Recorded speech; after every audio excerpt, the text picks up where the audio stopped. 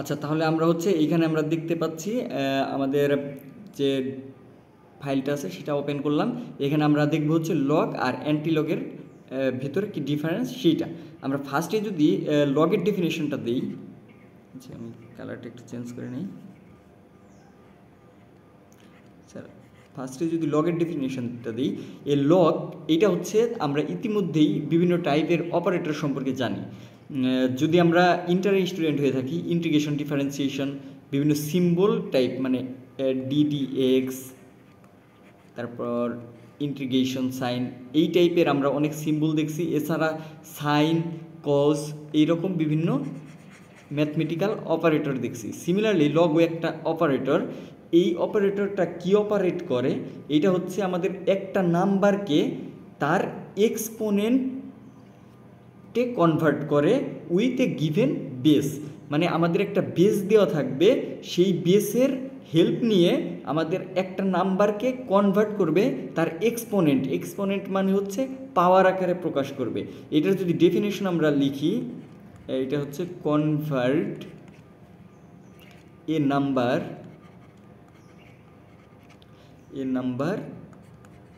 Two its exponent.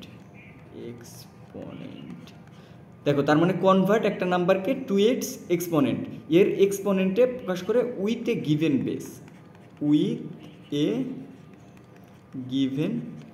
Base.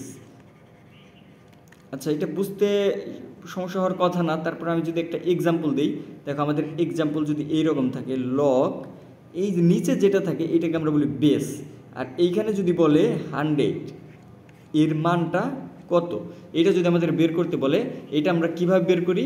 দেখো এখানে কি বলছে, কনভার্ট এ নাম্বার। এ নাম্বারটা হচ্ছে এই 100, এখন টু ইটস এক্সপোনেন্ট। এখন 100কে কীভাবে এক্সপোনেন্ট আকারে লেখা যায় এটা যদি আমরা একটু দেখি, এটাকে আমরা চাইলে লগ 10, 100কে 10 স্কোয়ার আকারে লিখতে পারি উইথ এ গিভেন বেস বলছে। দেখো তার মানে এইখানে আমি কিভাবে লিখছি, যে বেসটা দেওয়া আছে এই বেসের পাওয়ার আকারে কোনোভাবে লেখা যায় কি না ওইটা আমি দেখছি। তাহলে যদি লেখা যায়, তাহলে এখন আমরা বলতেছি to its convert to a number its exponent. এখানে এক্সপোনেন্টটা কত, এই পাওয়ারটাকেই বলা হয় এক্সপোনেন্ট 2। এটা ডাইরেক্ট আমরা এখান থেকে এটাকে বলতে পারি 2, বা আমরা হচ্ছে লগের প্রপার্টিস অনুসারে জানি পাওয়ারটাকে আমরা সামনে লিখতে পারি 2 log 10 এইভাবে। আর লগের বেস যদি সেম হয়ে যায় তাহলে এই পুরাটুকুর মান হয়ে যায় 1, তাহলে এইটাকে লেখা যায় 2 × 1 = 2। দেখো এইখান থেকে যে আমি সরাসরি 2টা লিখলাম, এই 2টা হচ্ছে এই ডেফিনেশন থেকে লিখছি। আর এই যে পরের কাজটুকু করলাম, এটা হচ্ছে লগের একটা প্রপার্টিস ইউজ করছি, যে লগের যদি বেস এইখানে আর এইখানে সেম থাকে তাহলে পাওয়ারটা সামনে চলে আসে, ওই প্রপার্টিসটা ইউজ করছি। তাহলে লগের এই বেসিক কনসেপ্টটুকু আশা করি ক্লিয়ার। আর অ্যান্টিলগ নাম থেকে আমরা বুঝতে পারতেছি অ্যান্টিলগ ব্যাপারটা হবে হচ্ছে এর বিপরীত। আচ্ছা, বিপরীতটা তাইলে কীরকম হইতে পারে? যদি আমাদের বলে, আমি একটু নিচে যাই, আচ্ছা আমি এইটা একটু মুছে দিই, তারপরে আবার এইখানে আমি দেখাচ্ছি এক্সাম্পল।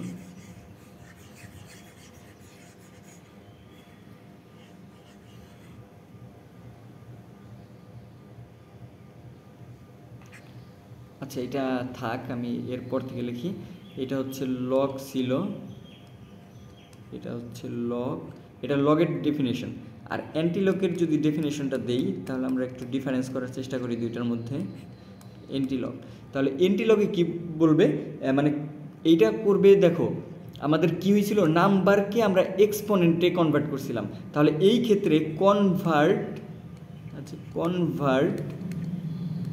অ্যান এক্সপোনেন্ট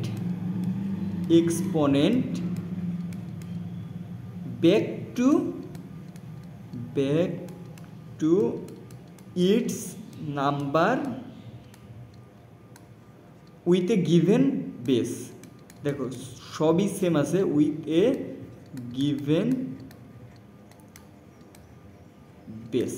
তার মানে কনভার্ট অ্যান এক্সপোনেন্ট, এখন হলো এই এক্সপোনেন্টটাকে আমরা ব্যাক টু ইটস নাম্বার, ওই নাম্বারে কনভার্ট করবো। আর আগে কি করছিলাম, নাম্বারকে এক্সপোনেন্টে কনভার্ট করছিলাম, এখন এক্সপোনেন্টকে নাম্বারে কনভার্ট করব।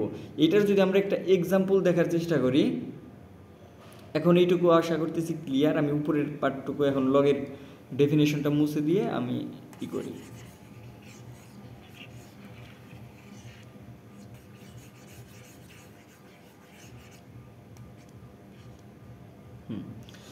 তাহলে এখন যদি আমরা দেখি আমাদের অ্যান্টি লগ অফ, দেখো এই যে এইটা যদি আমি লিখি অ্যান্টি লগ 10, দেখো এইখানে কিন্তু থাকবে হচ্ছে আমাদের ওই এক্সপোনেন্টটা, এই যে এক্সপোনেন্টটা থাকবে, এইটাকে আমরা ব্যাক টু ইটস নাম্বার, এই নাম্বারটা কি হবে, এই যে নিচের বেস, এই বেসের পাওয়ার হয়ে যাবে এইটা, তার মানে 10 স্কোয়ার, এই যে সমান 100। তার মানে এইটা দ্বারা আশা করি বোঝা গেছে। আর আগের এক্সাম্পলটা কি ছিল, লগ 10 100 সমান ছিল হচ্ছে 2, তো এটা ডিফারেন্স বোঝা গেছে।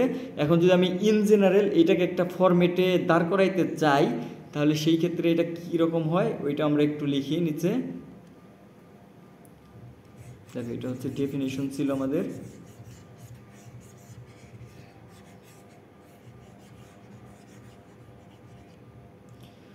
আচ্ছা এটা যদি দেখি, দেখো এখন যদি লগ, এইখানে হচ্ছে বেসের বি দিলাম, বেস যদি হয় তাহলে এইখানে বেসের পাওয়ার আকারে কিছু লিখতে হবে, তাহলে আমাদের অ্যান্সারটা হবে জাস্ট ওয়াই, মানে এক্সপোনেন্ট পাওয়ারটা হলো।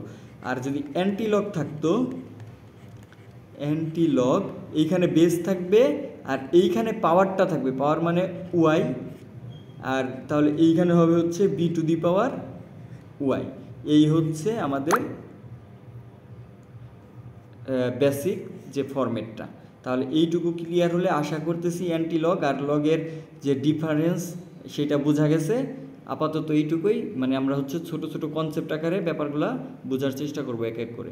ওকে, তাহলে সবাই ভালো থাকো, আজকে এ পর্যন্ত।